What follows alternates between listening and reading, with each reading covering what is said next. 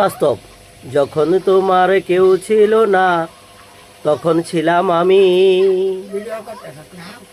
এখন তোমার সব হয়েছে, এখন তোমার সব হয়েছে, পর হইলাম আমি।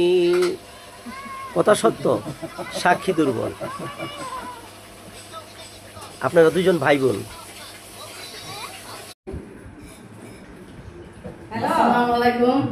ওয়ালাইকুম আসসালাম রহমতুল্লাহ। বাতিজাদের নিয়ে নাস্তা খাইতেছি, লুডুস খাইতেছি, সেমাই খাইতেছি।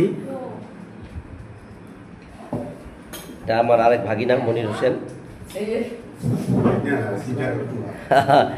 আমার বড় ভাই। আমরা এখানে নাস্তা, এখানে সেমাই নাস্তা খাচ্ছি। আমার ভাতিজা ভাবি নাস্তা টাস্তা তৈরি করে দিচ্ছে আমাদের জন্য। সব লুডুস